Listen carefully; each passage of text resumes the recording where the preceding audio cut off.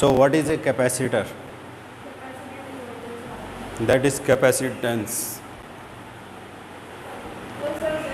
नाम पे ध्यान दो, capacitor, capacitance. Yes. Okay, capacitor is a device or an arrangement in which we can store charge. ठीक है. And capacitance is its ability to hold charge. तो capacitance is associated to the charge on the system जिस पे charge store कर रहे हैं, और potential पर डिपेंड करता है. ठीक है. तो capacitance is calculated as charge, ratio of charge given and potential on the system on which charge is being stored. And C, that is capacitance, is the property of that particular capacitor. ये उस capacitor की property है जिस पर हमें charge store करना है. ठीक है. So if we see this equation, then one wrong interpretation can also be made. यहाँ से एक गलत इंटरप्रिटेशन भी आ सकता है अगर हमने ठीक से नहीं सोचा. For example, if Q is zero, then what will be the value of C? अगर कैपेसिटर पर चार्ज ज़ीरो है तो कैपेसिटेंस कितना हुआ? ज़ीरो हुआ. अब अगर तुमने कहा कैपेसिटेंस ज़ीरो, इन्फिनिटी, ज़ीरो या इन्फिनिटी? ज़ीरो होगा या इन्फिनिटी होगा? जल्दी बताओ. कैपेसिटर पर अगर चार्ज नहीं दिया तो उसका कैपेसिटेंस ज़ीरो या इन्फिनिटी? ज़ीरो. कुछ भी हो सकता है. मतलब कल जैसे हमने डिस्कशन किया था, कैपेसिटर को हमने कंपेयर किया किससे? किसी बकेट से. बकेट मार्केट से ख़रीद के लाए. चार्ज को हमने किसके एनालॉगस बोला? वाटर से. और वाटर लेवल को किसके सिमिलर बताया हमने? पोटेंशियल के. तो बाल्टी है, बाल्टी में तुमने पानी डाला तो उससे लेवल ऊपर उठता है.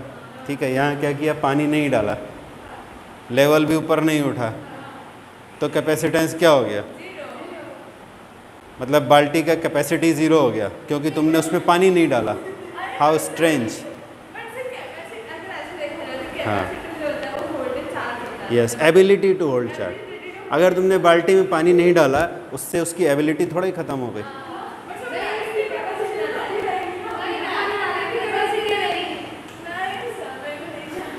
अगर बाल्टी में पानी नहीं डाला, इट डजेंट मीन कि उसकी कैपेसिटी ख़त्म हो गई. उसकी कैपेसिटी तो रहेगी,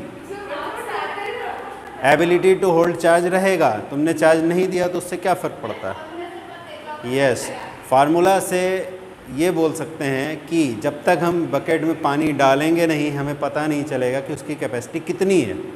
so the answer is you can not determine with this formula. इस फार्मूला से तुम डिटरमाइन नहीं कर सकते क्योंकि चार्ज ज़ीरो है, बकेट में पानी नहीं डाला तो लेवल भी नहीं आया. फार्मूला इनवैलिड नहीं है. तुम मार्केट, सुनो, मार्केट से तुमने बकेट ख़रीदा, उसमें लिखा हुआ नहीं है, उसमें लिखा हुआ नहीं कि 15 लीटर है या 20 लीटर है, नहीं लिखा है. कैसे पता करोगे?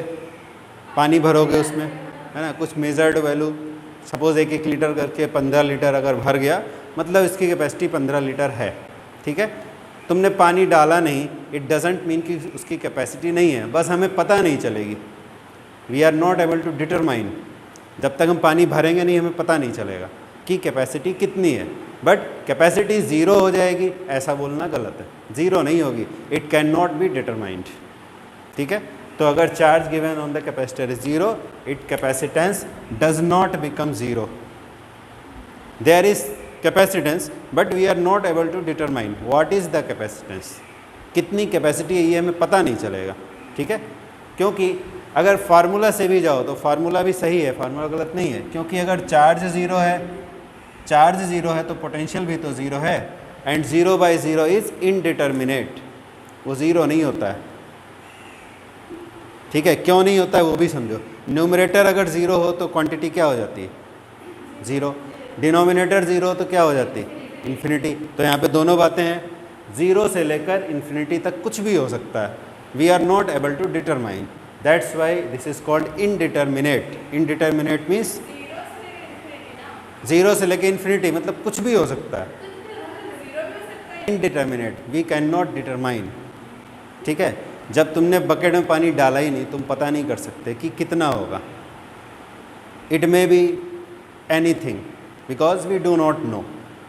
Y we don't know? Because we have not given any charge. जब चार्ज नहीं दिया तो पोटेंशियल भी नहीं है, दोनों ही नहीं है, तो पता नहीं चलेगा. बट इट डजेंट मीन कि कैपेसिटी नहीं है.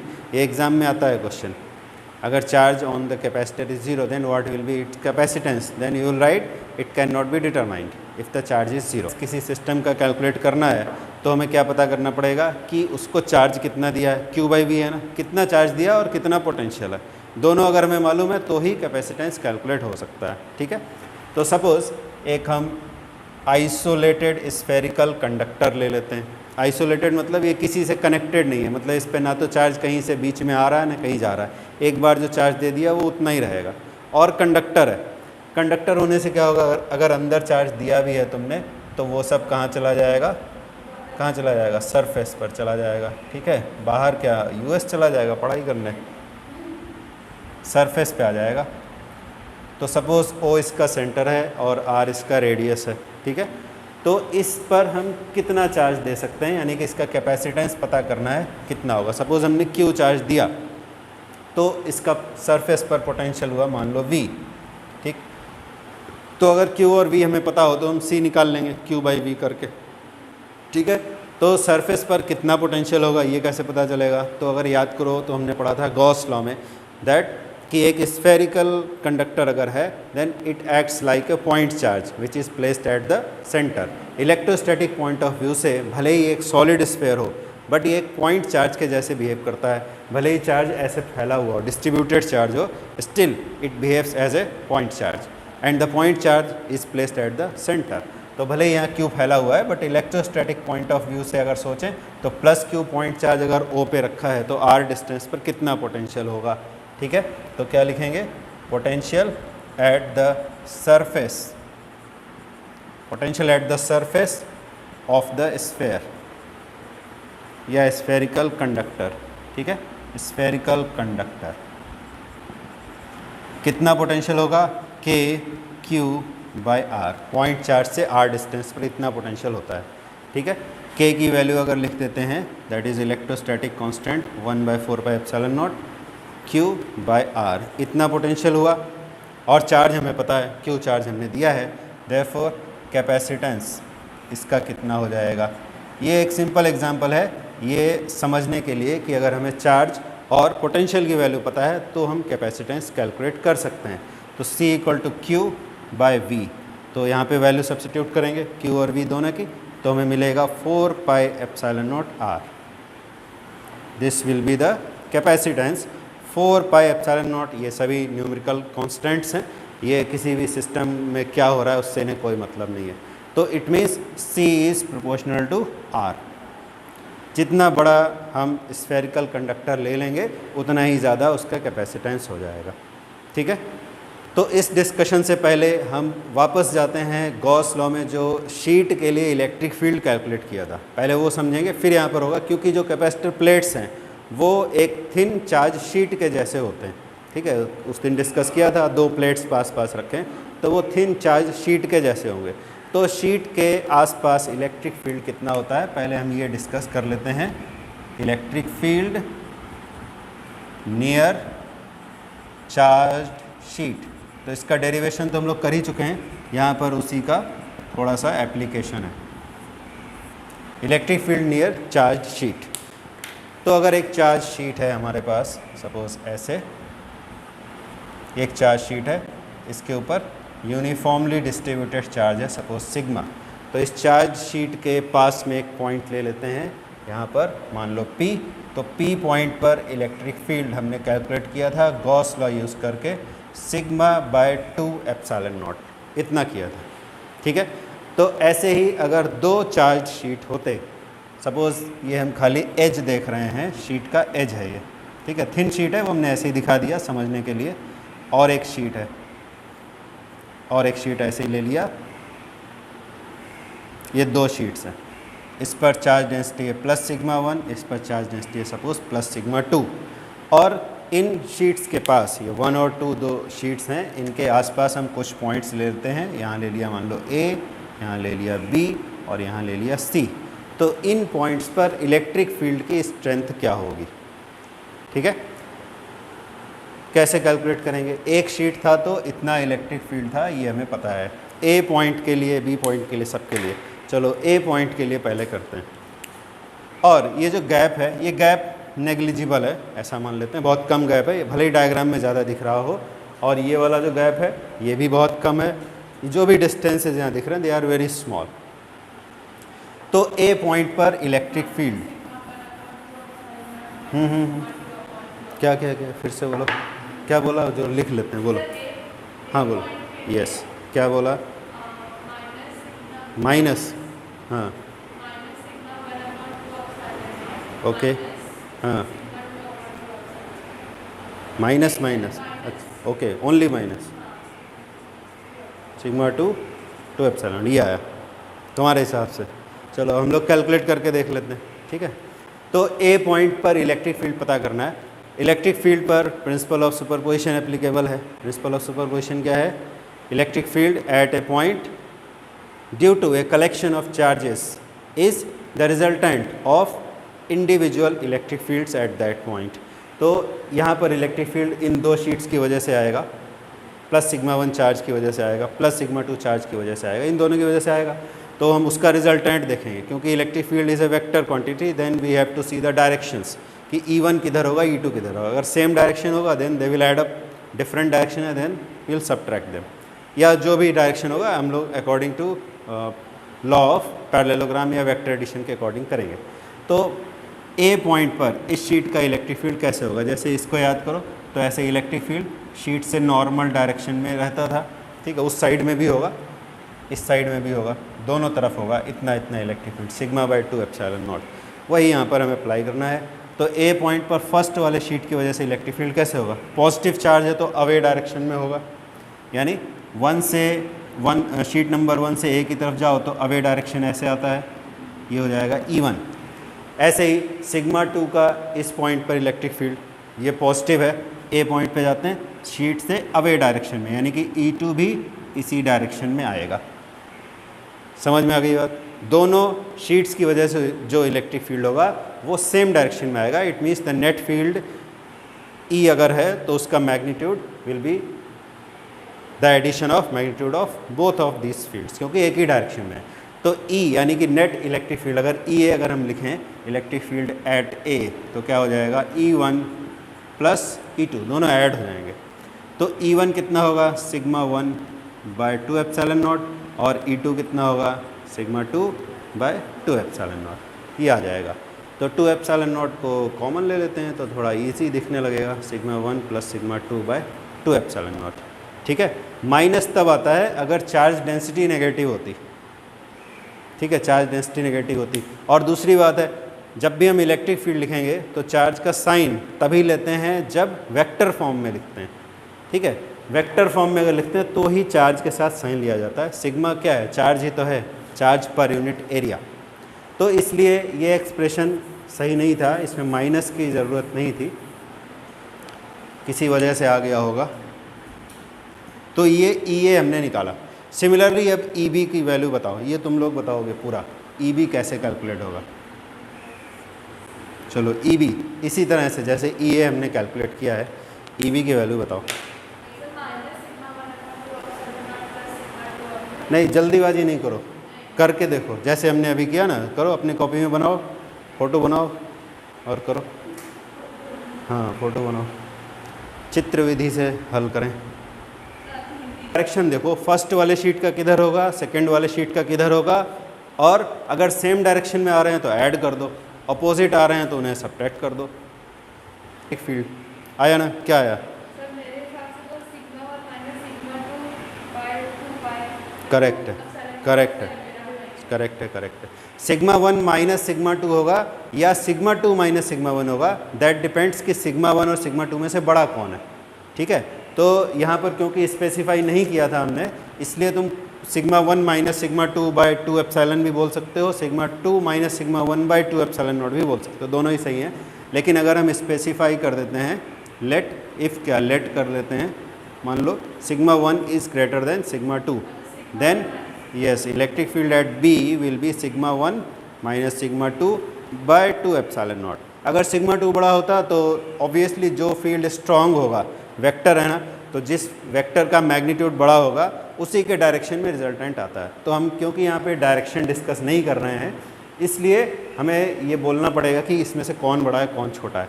ठीक है, डायग्राम में अगर दिखाएंगे, so in the diagram both the fields will be in opposite direction. B point पर फर्स्ट वाले का इलेक्ट्रिक फील्ड इधर आएगा E1, और बी पॉइंट पर सेकेंड वाले का इलेक्ट्रिक फील्ड इधर आएगा, अपोजिट डायरेक्शन में आएगा। That's why we have to have their difference. Now at point C what will be the electric field? C point पर इसी तरह पता लगाते हैं, C point पर इलेक्ट्रिक फील्ड क्या होगा। Electric field eight C,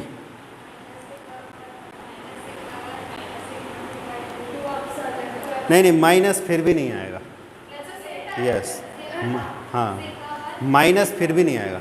vector quantity में माइनस सिर्फ तभी लेते हैं जब हमें डायरेक्शन बताना हो, बट डायरेक्शन हम लोग डायग्राम में बता रहे हैं, इसलिए माइनस लिखने की ज़रूरत नहीं है। सी पॉइंट पर देखो, फर्स्ट वाले शीट का फील्ड अवे डायरेक्शन में यानी इधर की तरफ आएगा, ठीक है, और सेकंड वाला भी पॉजिटिव है तो वो भी अवे डायरेक्शन में यानी इधर आएगा। तो इसमें भी E1 प्लस E2 हो जाएगा, and finally we will get sigma 1 plus sigma 2 by 2 epsilon naught. If sigma 1 and sigma 2 are equal, दोनों अगर इक्वल हैं तो क्या होगा, EA कितना हो जाएगा 2 सिग्मा बाय 2 एप्सिलॉन नॉट, तो सिग्मा बाय एप्सिलॉन नॉट हो जाएगा। बी पॉइंट पर दोनों इक्वल हैं तो 0 हो जाएगा, यहाँ भी सिग्मा बाय एप्सिलॉन नॉट हो जाएगा। ठीक है, एक पॉजिटिव एक नेगेटिव हो तब क्या होगा, चलो बनाओ कॉपी में, एक पॉजिटिव लो एक नेगेटिव लो, सिग्मा 2 को नेगेटिव ले लो, और फिर ऐसे ही 3 पॉइंट्स लो और इलेक्ट्रिक फील्ड की values A B C, what will be the values of at points of electric field at points A B C। क्या, हाँ सिग्मा 2 को नेगेटिव ले लो, suppose sigma 1 is positive and sigma 2 is negative, then what will be the electric field at these points A B C। ये discussion अभी हमारे काम आने वाला है कैपेसिटर के लिए।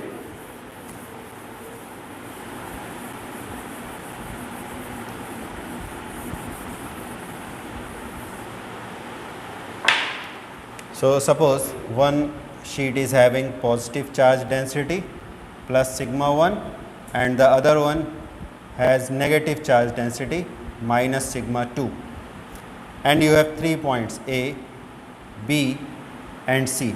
Now you have to find electric field at these points A, B and C, EA, EB and EC. You have to find EA, EB and EC. Do it quick, बहुत easy है। Yes, that's right. हाँ, EB. Yes, correct.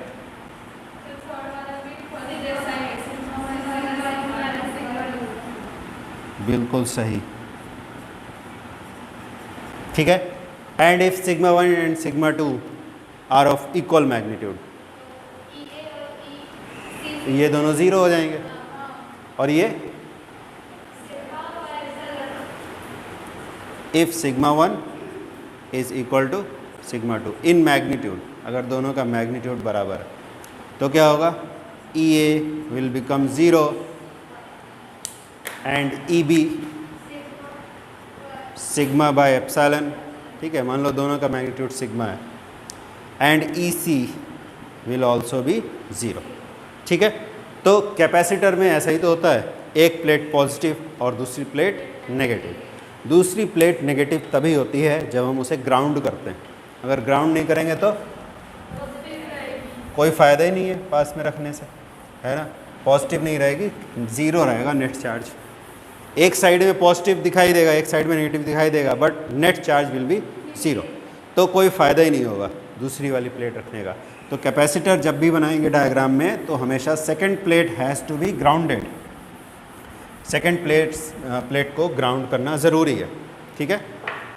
तो अब हम आ जाते हैं वापस अपने पुराने टॉपिक पर, parallel plate capacitor. So what is a parallel plate capacitor?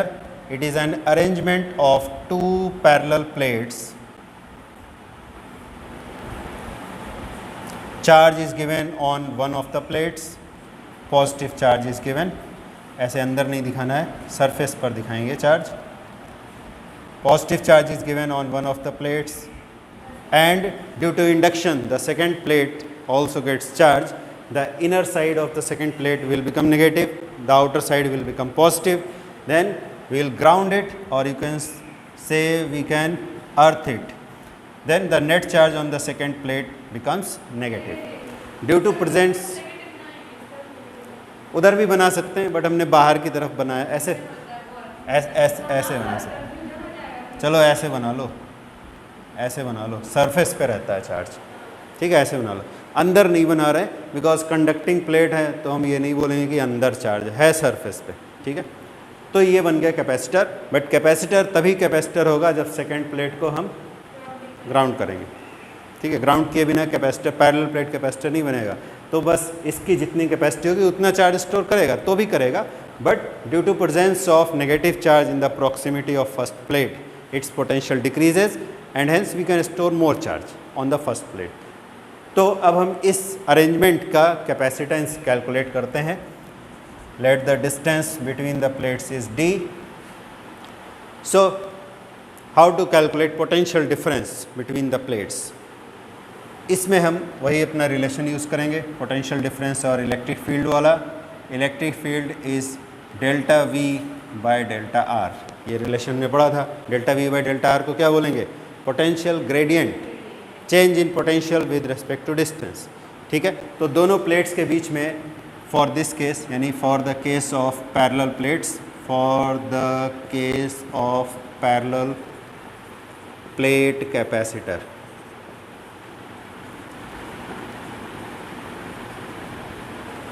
for the case of parallel plate capacitor, delta V is the potential difference between the plates and delta R is the distance between the plates. Plates के बीच में जो gap है वो delta R है, यानी कि D है। तो electric field between the plates कितना होगा? Therefore electric field in the region between the plates, how much will be the electric field? Using this relation we can write, क्या लिखेंगे? V1 minus V2 by D, okay. और यहाँ से हमें मिल जाएगा V1 minus V2, और you can say V। Suppose potential difference को हमने V कह दिया, ठीक है, यहाँ पे लिख लेते हैं V, let this is the potential difference. तो यहाँ पर भी V ही लिख देते हैं, फिर V1 minus V2 लिखने की क्या ज़रूरत है? चलो रहने दो ऐसे। तो V1 माइनस V2 को हमने V माना हुआ है, therefore potential difference between the plates V, इस इक्वेशन से V कितना आ जाएगा? कितना आ जाएगा? E इंटू डी, ठीक है। एक्चुअली इतनी कहानी लिखने की ज़रूरत नहीं थी, डायरेक्ट यहाँ से लिख सकते थे, बट कन्फ्यूज़न हो जाता है कभी कभी कि V1 माइनस V2 था तो V कैसे हो गया, डेल्टा R था तो D कैसे हो गया, तो इससे समझ में आ जाएगा। So V is equal to E into d, ठीक है। Now what is E?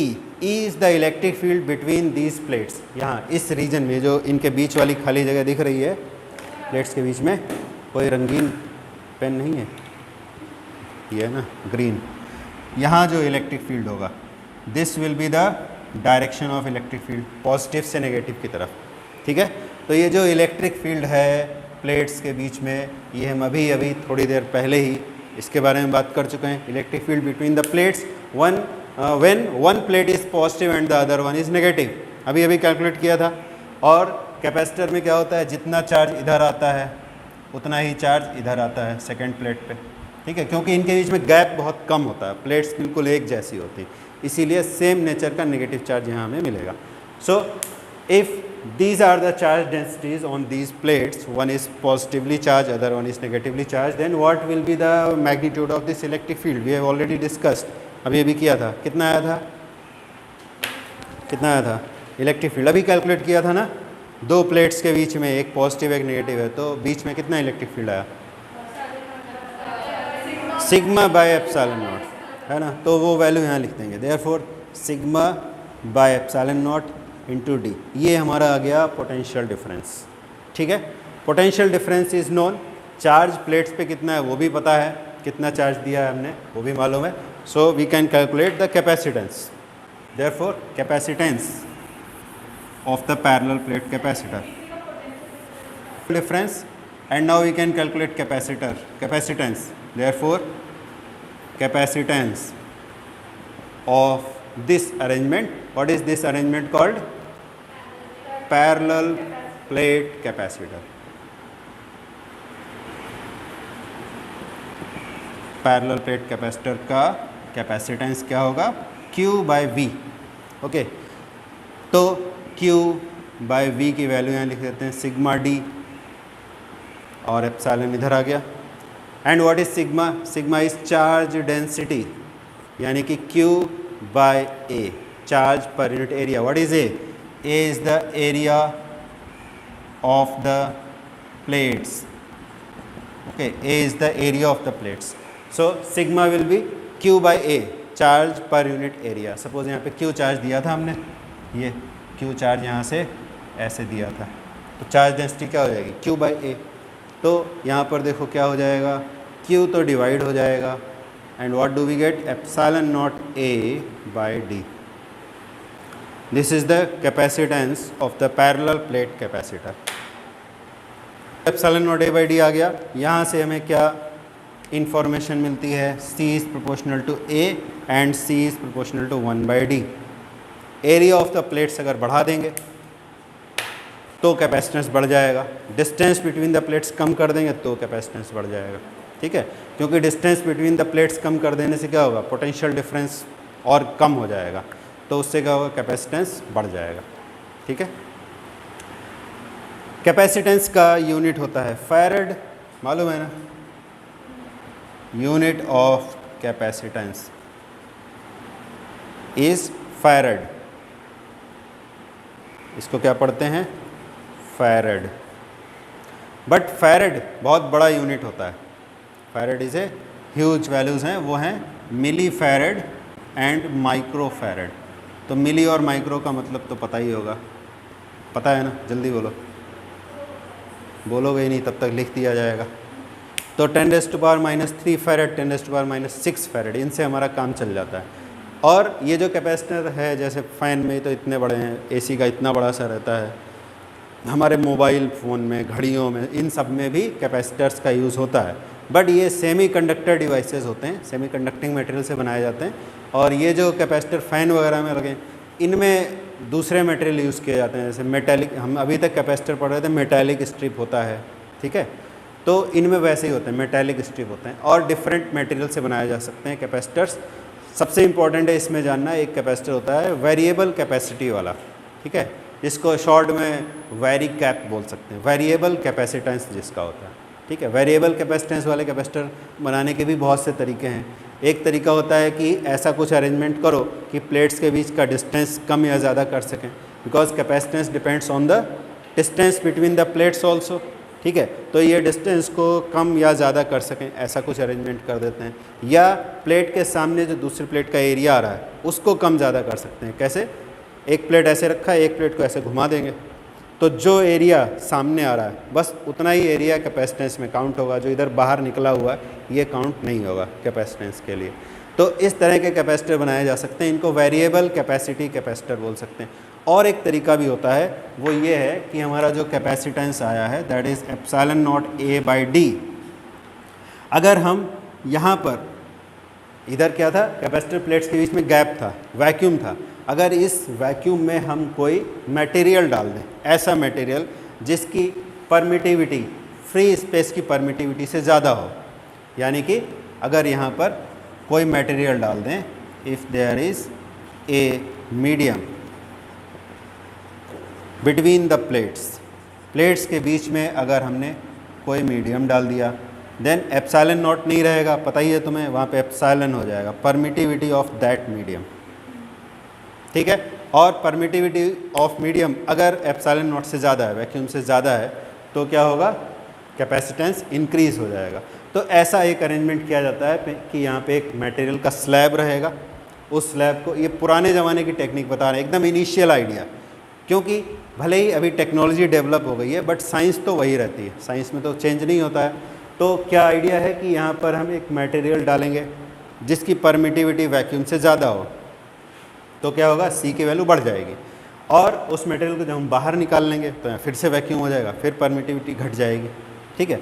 But अगर हम ऐसा करें कि पार्शियली इसके अंदर इंसर्ट करें मटेरियल को, पूरा नहीं भरें, इतना भरें, तो क्या होगा, दोनों के बीच की वैल्यू मिल जाएगी, वैक्यूम वाले की और कम्प्लीटली फिल्ड वाले के बीच की वैल्यू मिल जाएगी, ठीक है।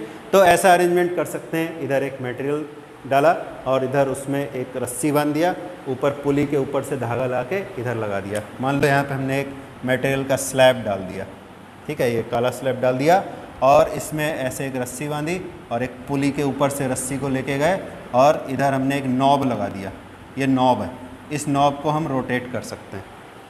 तो नॉब को रोटेट करने से क्या होगा, जैसे कुएं में बाल्टी से पानी निकालते हैं, इधर घुमाएंगे तो ये ऊपर आ जाएगा, इधर ले जाएंगे तो नीचे आ जाएगा, वेट की वजह से कैपेसिटेंस वेरिएबल हो सकता है। ये बहुत बेसिक आइडिया है, इनफैक्ट ऐसा कैपेसिटर बनाएंगे तो बहुत बड़े साइज़ का बनेगा। और सोचो इतने छोटे से घड़ी